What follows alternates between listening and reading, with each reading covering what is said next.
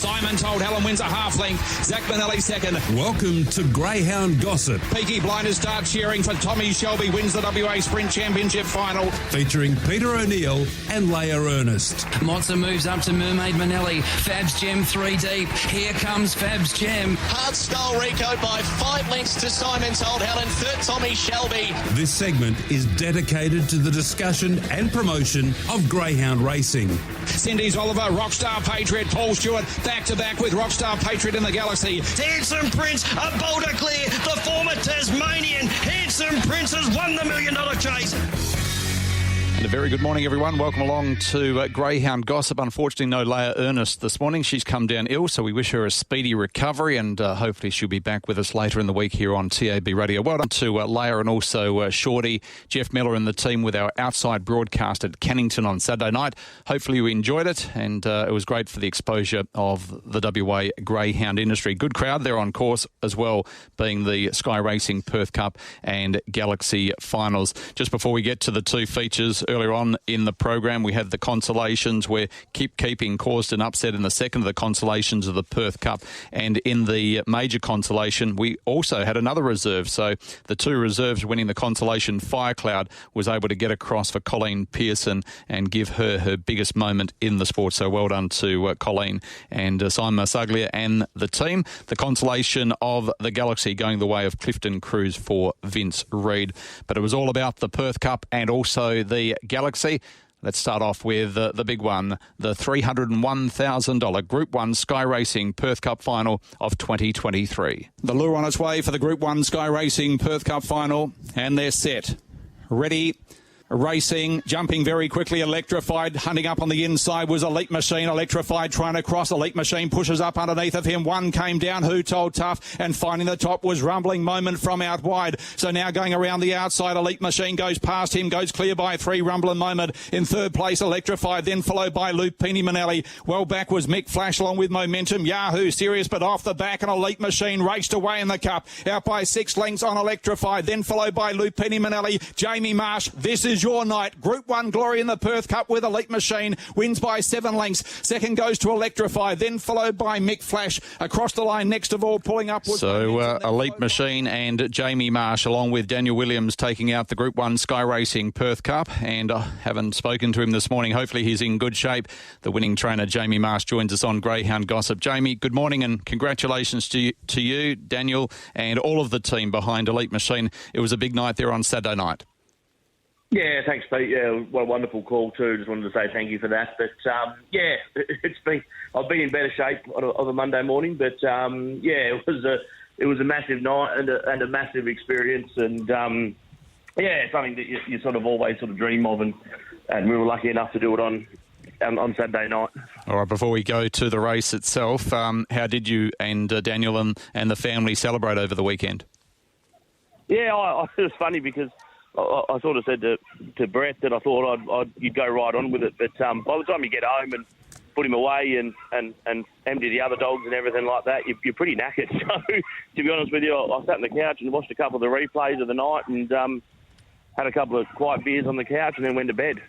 So, yesterday we definitely had a few, but Saturday night was pretty quiet. Well done, mate. Congratulations. What a race it was. There was a lot of build up to the race on how it was going to be run and won, and it sort of panned out the way I thought it would, with Elite Machine kicking up underneath of Electrified and holding him out going into the first corner. But Rumbling Moment certainly threw a spanner into the works when he came across from out wide. He showed that speed in his heat, and he did it again on Saturday night and caused a little bit of chaos. What were your thoughts from behind the boxes there on Saturday? Yeah, I don't really remember a great deal. I just wanted us to come out, and in fairness, he probably missed it half a length than he normally would, whether that was just the anxiety or the crowd or what, but he sort of just missed it half a length. But look, he showed that how good he is. Like, he had every chance, and he pushed up, and he took the run, and yeah, probably given a different box, it might have been a different result, Pete, to be honest. But take nothing away from him. He punched up the fence and took the rails run and pushed through hard, and he found a way to win on Saturday night, and I think that's what good dogs do. They find a way to win, and he's definitely a good dog. How did he pull up after the race? Because there was a little bit of argy-bargy going into that first corner, of which he copped a little bit of it. Yeah, he's actually super. I put him out on Sunday morning for a wander and everything like that. When I went back to his kennel, he's thrown his water bucket all over the floor and all over his bed, so he can't be too rough. But he's good to go. He'll probably pull up. He'll probably go in again Saturday night. I haven't spoken to Dan yet about it, but yeah, I mean the dog's flying, and there's no reason. Probably got to try and plot a way to the sand groper now, but all things forward, I think we'll run up against Saturday night. Okay, so Rams Racing Syndicate, what a great night for them as well. The boys were out there, I believe, on Saturday night. They did the negotiations with Daniel earlier in the week and signed up Elite Machine. They must have been rapt to have a Group 1 runner going around for them in the Sand Groper in a few weeks. Yeah, Dan sort of done all that, and I've sort of at the end of the day, he owns him, and it's his call, so he made the decision, which we're more than happy to go with Ram Racing, and yeah, they were there. They've been awesome to deal with. They've been super. They brought a truck down on Saturday night and took a couple of photos with the rug and the trophy, and with Dan and that. And yeah, they've been super for the sport, and we're really happy to sign with them. And they've been really good going forward. They obviously got slots in all three races. So yeah, looks like they're great supporters of the sport. Yeah, it certainly is, and good to have them on board as well. So Elite Machine, you said that likely that he'll go to this Saturday. Now, we're 3 weeks away from the Sand Groper on the 14th, Friday the 14th of April. What have you mapped out for him, and what are the plans going towards that race? Yeah, I mean, it's obviously, without sounding like I'm a football player, it's a week-to-week sort of thing. He sort of just, he'll tell us where he's at, and like I said, he's pulled up enormous from Saturday night. There's no reason why he probably won't race this Saturday going forward. He'll probably more than likely have a week off between now and the Sand Groper just as a freshen up. Like, you probably don't want to be going in 7 or 8 runs deep into that sort of race. So, but yeah, like as far as the near future holds, Pete, like he'll probably go around this Saturday, and then we'll just take it from there. From where I was standing calling from on Saturday night, looking down at you and so proud of what you've been able to achieve in the sport, you seemed a little bit dazed, were you? And could you understand that a lot of your not supporters, but the trainers that you train against were up on the balcony, they were all standing and applauding what you'd been able to achieve? Yeah, it's all sort of surreal, and still I don't think it's sunk in yet, Pete, to be honest. Like, yeah, there's so many good people in the sport, and you know, like people like Terry Earnshaw, Paulie Stewart, Brett Bravo, and things like that have done nothing but help me through my whole career, and it was nice. Like, it's, I guess you get up every morning and every night and everything like that for a night like Saturday night. So yeah, look, I don't think it's really sunk in yet. Like, I'll catch up with a beer with Terry this afternoon, and we'll probably have a chat, and you know, and I think it's just, yeah, it was one of the greatest feelings of all time, and something that I'll never forget. It started with Paulie, as you say, Paul Stewart. The two of you came through the industry together, and Paul's won a few Group 1s, and now you finally put one into the cabinet. And you mentioned Terry Earnshaw, of which I remember you going around telling the story that you went around as a young guy and took a greyhound around, and then went back the following day with a slab of beer and said, "Can you give me some more advice?" He's been a big help, hasn't he? He's been outstanding, Terry. Like, I can't thank Terry enough for everything that he did to me. Through just, you know, it's hard. Like, he could have just said, you know, thanks very much. And but for everything he's done for me, even still to this day, if I need a dog checked or if I need something, you know, it's amazing in this sport to have somebody that you can bounce ideas off and ask for advice and things like that. And he's been, like, dead set enormous to me. Like, I've got no doubt in my mind that I wouldn't be where I am without Terry Earnshaw. Like, yeah, he's just a sensational bloke, and for everything that he's done for me in the sport is just I could never thank him enough.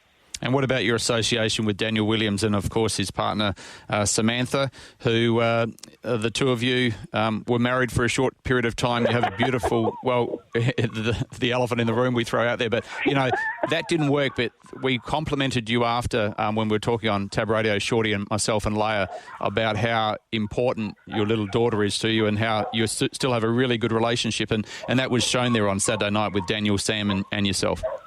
Yeah, I mean, obviously that didn't work, but yeah, I mean, Sam and I still have a wonderful relationship, so that's a bonus. And Dan's a great bloke. He dead set loves his dogs. You won't find anybody else in the sport doesn't love his dogs more than Dan does. He comes over and a couple of days a week when he picks up Harper from after school or whatever, and you'll find him in the kennels giving him cuddles and patting him. And he was over yesterday afternoon giving Nigel, Elite Machine, a double quarter pounder. And he's a great bloke for the sport. You will dead set not find anybody better or more loving of a greyhound than him. Yeah, fantastic. Well done to you, to Daniel, and all of the family. Well deserved, mate. Great to say that I can now say Jamie Marsh, Group 1 winning trainer. So well done, Perth Cup winning with Elite Machine there on Saturday night. Thanks, Pete, and thanks for all your support through the years as well. I really do appreciate it. Good on you. Enjoy it. Jamie Marsh joining us on Greyhound Gossip.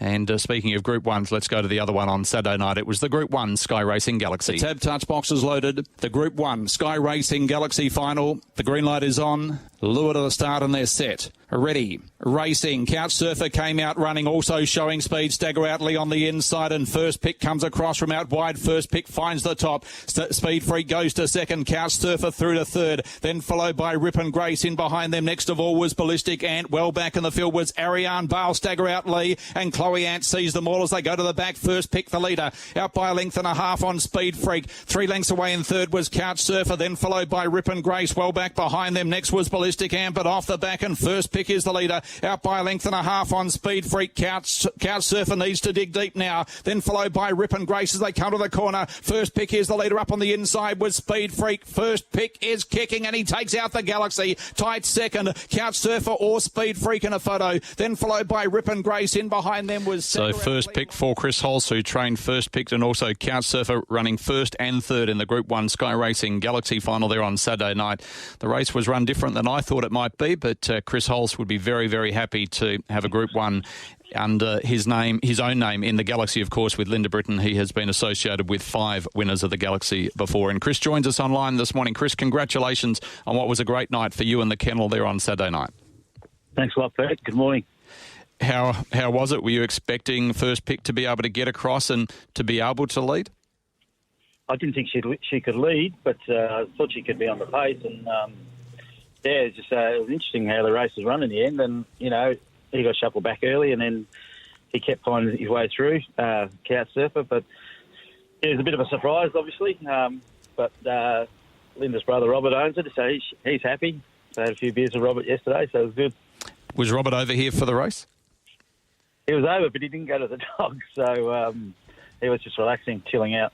Okay, so him and Linda both stayed at home and watched. It must be, it's great for the family, and you've been associated with the family and involved with the family for such a long period of time. And this bitch here, First Pick, we'll come back to Couch Surfer in a moment, but First Pick, a greyhound that he's had, or he's bred himself, from Benali, who he brought over a couple of times and ran 2 seconds in heats of the Perth Cup, and he then backed up the following week and won 2 consolations. And a bitch, Arelda Bale, of course, who he had that famous line with Fanta Bale being her sister. He must have been tickled pink to be able to win a Group 1 with her.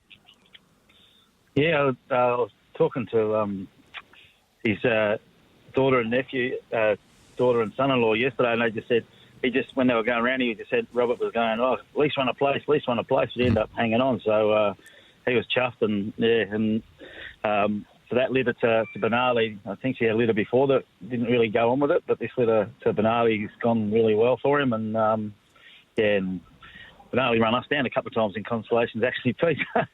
It was just one of those, ran band walk down, I think. So it's been a good weekend, and it was good we will all catch up. And Couch Surfer, a greyhound who's been so good at such a young age to be able to get through and to finish third, even though he started favourite, to finish third in a Group 1 at such a young age. I think that in the next 6 months we'll see a real star in the making with him. Yeah, look, he's a lovely dog.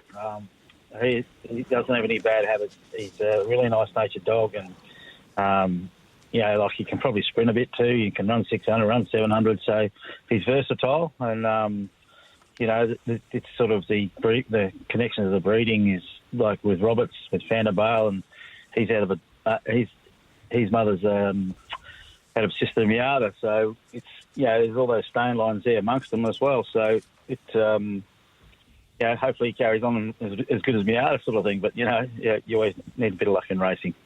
What will happen with Couchsurfer now? What are the plans? Will you keep him over the distance, or have you had any discussions further with Justin and also Linda on whether you would go towards the Sandgroper?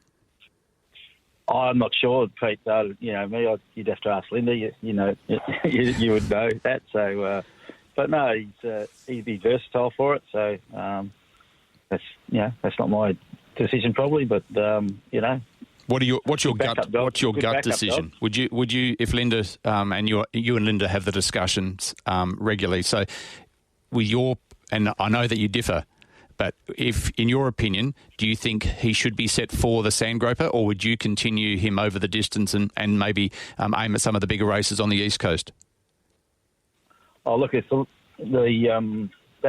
if we haven't got a dog, you'd probably put him in for sure. Like if we haven't got a slot dog or whatever, he's fast enough to put in. That's one thing I can tell you.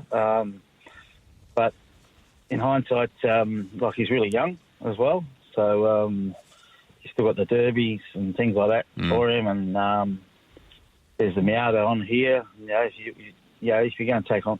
And you'd rather take on the staying ranks more than the sprint ranks because there's less of them going around. So you never know. Hopefully... he does everything. Yeah, and that final, you have to decide, because that final, the Miata, I think, or the heats of the Miata at least, I think it's the final, is on the night after the Sandgroper on the 15th of April. Quick Smart and first pick, the little sister and brother, of course, first pick winning the Galaxy, and Quick Smart making the consolation of the Perth Cup. You mentioned on our outside broadcast that both of them will be staying here in WA now. Has that changed, or will that still be the case? Look, I think they're both staying. Linda's with me, Peter, so I think they're both staying, and obviously Robert's talking about a race in Newcastle. There's other races around the country that you could send her along for, and it's good, the family connection, that Robert can sort of take Couchsurfer with him as well, and we move him around. So we're probably all working together, but Robert's keen to keep her here when there's no race for her, so that's one good thing. So it's good to have a couple of nice days. We spoke with Jamie before, and he celebrated yesterday well. How did you celebrate with Linda and also Robert and the family? We had lunch and everything yesterday afternoon, but me and Robert's son-in-law, we went out fishing in the morning, so got to throw an apology out for the guys who did the aftermath yesterday, whatever it was. We were out trawling for tuna, so and then we come back and went out for lunch at down Mandurah, and then back to the house at South Yundrup. Beautiful. Did you catch any tuna? Yeah, we did, actually. Yeah. You're a very talented man, Chris. Yeah, you've got to enjoy it. All right. One listener wants to know, what time are you trialling dogs tonight? I might cancel, actually, Pete. It's going to be 37 degrees, and go to a cooler day on Thursday with them. Oh, I've got the day off, Chris. I was going to come down, but that's all right. I'll leave it. You're the better judge. I'll leave it with you. Just think of the dog more than you think you have of anything else. Exactly. Well done, mate. Congratulations to you, Linda, Robert, and all of the team with first pick taking out the Group 1 Sky Racing Galaxy there on Saturday night. Well done. Thanks very much, Pete. Good on you. Chris Halse joining us, and it will be an interesting discussion between Chris and Linda on whether they go to the Sandgroper with Couchsurfer. Speaking of the Sandgroper, Tab Touch has the wonderful chaser in She's a Pearl. She's won over $1.7 million in stake money. She won the Temora Cup recently in track record time, her second win in the Temora Cup, and of course last year winning the Golden Easter Egg, the Paws of Thunder, and the $1 Million Chase. Third in the Top Gun. She's won nearly everything, and hopefully she'll be winning the Sandgroper when she comes across to race for Tab Touch on the 14th of April. Jody Lord's her trainer, and Jody's husband Andy's about to join us online this morning on TAB Radio's Greyhound Gossip. Andy, thanks for joining us this morning. You would have been wrapped with She's a Pearl's run returning to Wentworth Park on Saturday night. Hey, you're right, Pete. Yeah, mate, we were. Wenny's her favourite track, obviously, but it was good to see her hit, her top form in the Temora Cup and then come back to Wenny and still find a bit of trouble, but she just knows her way around there and she knows how to win. She now goes into the heats of the Golden Easter Egg. You must be excited that she's flying at the moment. Her run at Temora, and I know it might only be a small track for us over here in Western Australia, and it might be over there as well, but her run and the times that she clocked must have been very, very impressive for you and Jody. Yeah, well, when she come home from Winnie, she had a big scrape mark down her leg, and we've been working on that 4 times a day, but nothing seems to bother her, you know. I mean, and to hit where she was last year, form-wise, and I think she's going a little bit quicker, so coming into the Easter egg, you know, you can go in full of confidence sort of style. When do the fields get drawn for the Easter egg, and are you excited going in the fact that she has hit this form at the right time? Yeah, I mean, going into the Easter eggs, you know, it's a grueling series, the Easter egg, especially for the away dogs, because, you know, it's a 3-heat semi and final, and I believe it's one of the hardest races to win. So, you know, being a local's probably a bit of a bonus, and obviously having the dog that just loves Wentworth Park, you know. Can you tell us about your thoughts and the conversations with Joe Lanuti and the Punters HQ syndicate when they came to you and they said that Tab Touch had made the contact and a conversation was taking place on us wanting She's a Pearl to run in the Sandgroper? What were your thoughts about coming across to WA? Oh, I said to Joe, it's not easy, Joe. You know, you getting on a plane and going over there. I've been over to Perth and won the National Sprint Championship over there a long time ago now with a dog called In for Life. So we know what it's all about to go there and win. And, you know, obviously if she goes through the whole series of the Easter egg, she's not going to get a trial on the track. But, look, I went down to Melbourne and did the trial thing, and, you know, I don't think it's sort of done us any good. I think you're better off landing there with a bitch like her with all the speed and just turn up and see what happens, you know. I mean, when Joe originally rang me about the Sandgroper, I was sort of in two minds because, you know, we're close to retirement, but every time we speak retirement, she starts chewing on the gate again, so we'll see what happens. Speaking of the track, and I've spoken about this for years, and In for Life, I remember him winning on the old Cannington track. So the new Cannington track, we've got a new lure, which is very, very quiet. If you ask the Victorian trainers, a lot of them missed the heat, missed out in getting through to the final of the Perth Cup because their greyhounds missed the kick. But I had the conversation with you last week, and you said that a lot of your tracks over in New South Wales do have that safe chase lure system. I suppose anybody getting beat might use the lure as an excuse, eh? Yeah, they might. But I'm not sort of one to do that. I mean, look, she's been to all different tracks, all different lures, and, you know, I mean, there's no more quieter lure than Temora. Temora's terribly quiet, and, you know, My Straight's very quiet. You know, tracks like Goulburn, and they're super quiet lures, so, you know, maybe that'll suit her better because the noisy lures, especially Wentworth Park, she tends to miss it every now and then. And, you know, like you seen when she come out of Temora, she come out under the lid. So, no, that sort of doesn't worry me. And a bitch like her, you know, with all her speed, she'll follow the lure and I'm sure she'll perform well. The prize money's gone up a little bit, Andy, over the last few years since when you and I started, and you've been in the sport longer than I have, but $1.7 million. Did you ever think you'd have a greyhound that would be winning that sort of prize money? Well, I didn't think my whole shed could win that, let alone her. So, you know, I've always got 25 dogs in work, and, you know, I look at some of the prize money. We sold the dog last week, Grim Madeira, and look, he's a handy dog, Grim Madeira. He's no superstar, and I'll have a look how much he's won. He's only had probably 30 or 35 starts, and he's already won 80,000. I mean, that's just unbelievable that, you know, a greyhound with average ability can win that sort of money. And, you know, I often look, we went in a race at Dubbo on the weekend, 120,000 to the winner, you know, a country track. So it's the money. Nobody's got cause for complaint, and more people should get into the game. You know, everyone knows how hard it is just to work all week and earn $1,500 a week wages. Got a couple of handy dogs, you can do that on your ear. You certainly can. Now, you've been involved in the slot racing before with the Phoenix. You went down to Melbourne and took on the Victorians. They think they're the best in the country, in the world, the Victorians. If Wow She's Fast... I always think they're the best till they come to Sydney. Yeah, if Wow She's Fast and She's a Pearl meet, and there's still a question mark over Wow She's Fast, but if they meet here in Perth in the $500,000 Sandgroper, does She's a Pearl win? They're both equal favourites at the moment with Tab Touch at $5.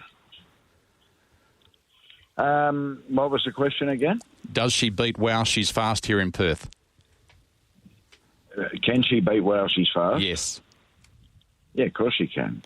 I'd love Wow She's Fast to come to Sydney now that I've given them a couple of cracks in Melbourne, so that'd be nice. Well, on a neutral turf over here in Perth, it'd be a great build-up and great promotion if she does come. It's great that She's a Pearl will be coming across to Perth. And Andy, we wish you and all of the team, Joe Lanuti and the Punters HQ, Jason Lincoln and all the media boys, Mark Olmos and Jason Adams, all the best of luck going through the Golden Easter egg. Let's hope that she can go back-to-back, and we're excited to see her across here in Perth for our Sandgroper coming up on the 14th of April. Thanks for joining us this morning. Thanks, Peter. Good on you. Andy Lord joining us, and a bit of confidence there, and I reckon he wouldn't mind taking on the Vicks over here in Perth. And currently, Wow She's Fast is $5. She's a Pearl's at $5.50 at the moment. Victor Damien and Elite Machine at $6. Throttle at $6.50. Still to be confirmed a slot holder. Electrified, who has been confirmed at $7. And then Kelsey Bale Rejuvenate at $8 and at $13. Fernando Mick, who's been confirmed as a slot holder, is currently at $13, the Australian Cup winner as well. So it's exciting times. We've just had two outstanding weeks of greyhound racing here in Perth with the Group 1 Sky Racing, Perth Cup and Galaxy Carnival. I'm sure you would have enjoyed it if you're on course, and if you weren't, hopefully you were tuned into Tab Radio, because our coverage, I think, was first class, and being able to take greyhound racing around Australia and around the world on Tab Radio was our first for us, and we'll look forward to doing it in the future as well. And now we count down to the Western Trilogy and, of course, the Sandgroper, $500,000 up for grabs on the 14th of April, and still a few slots to be held. News coming through over the weekend that this Thursday's meeting at Northam has been cancelled due to an operational issue with the 297-metre boxes. So no replacement meeting will be scheduled. There's no meeting today as well, so two less meetings this week. However, extra races will be considered for Friday, Saturday and Sunday if nominations received warrant them. So that's the state at this point. And at this stage, the Northern meeting scheduled for next Monday is expected to go ahead. That's pending successful public trials at Northern on Saturday. So work will take place after, now that Mandurah has closed, some parts will go up to Northern, I believe, and the track will be, or the boxes will be fixed and then trialled on Saturday, and nominations will be accepted for next Monday's meeting at Northern, and hopefully we get back into full swing.